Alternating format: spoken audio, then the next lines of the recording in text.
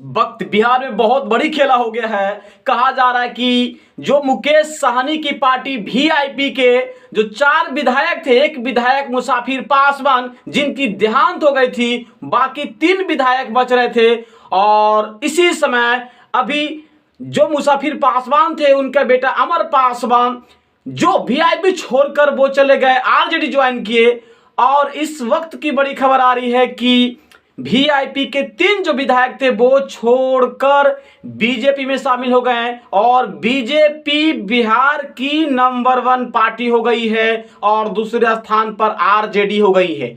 आखिर क्या कारण है कि वीआईपी आज जो 4 विधायक और मंत्री पद तीनों उनके दांव पे लग गए और मुकेश सहनी 0 पर आउट हो गए हैं। क्योंकि सबसे बड़ी कारण यह है कि जिस समय लालू प्रसाद यादव आज उनकी बातों को, जिन्होंने कई बार मानने की बात कहा लेकिन उनकी बातों को नहीं माना। कहा जाता है कि जो लालू यादव हैं वो बहुत बड़े राजनीति के माहिर खिलाड़ी हैं, ऐसे खिलाड़ी हैं जो चर्चा देश नहीं दुनिया में है और उनकी बात अगर कोई ना माने तो उसकी हालत ऐसा ही होता है।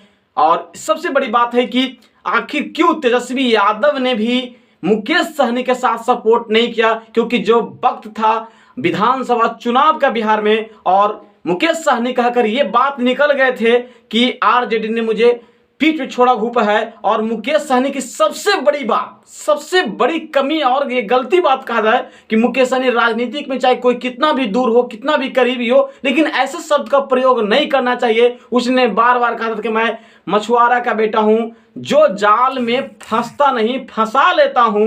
और यही कारण रहा मुकेश सहनी को कि आज खुद वो जाल में फंस गए। आरजेडी के बार बार वो चर्चा करने पर, उनकी प्रशंसा करने के बाद भी तेजस्वी यादव ने इस बात को अपने माइंड में सेट कर लेते कि आखिर वह वक्त आएगा, एक दिन मुकेश सहनी मेरे हाथों में आएंगे। और वो वक्त आ गया कि आज किसी ने भी मुकेश सहनी जी को साथ देने के लिए नहीं है। और यही कारण हुआ कि आज मुकेश सहनी की 3 विधायक बीजेपी में चले गए और मुकेश सहनी देखते रह गए। और मुकेश सहनी का अब मंत्री जो पद है वो कैसे बच पाएगा, ये बहुत बड़ा विषय है, क्योंकि उनके पास एक भी विधायक जीता हुआ नहीं है।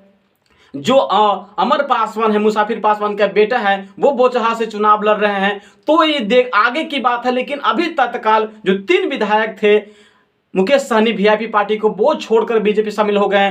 तो ये सबसे बड़ी बात रही है कि मुकेश सहनी की आज जो गलतियां हैं उनको परिणाम उनको मिल रहा है। और ये बार बार अपने उन्हें जवानों से कह रहे थे। तो मुकेश सहनी कहीं ना कहीं जो एक वही अर्श से फर्श पर चले गए थे, कहीं ना कहीं जो संघर्ष का जो रास्ता था वो उन्होंने देखा था। और राजनीति में संघर्ष होता है वो बहुत बड़ी बात होती है। मुकेश सहनी ने बिना संघर्ष हुए बहुत बड़ी इनका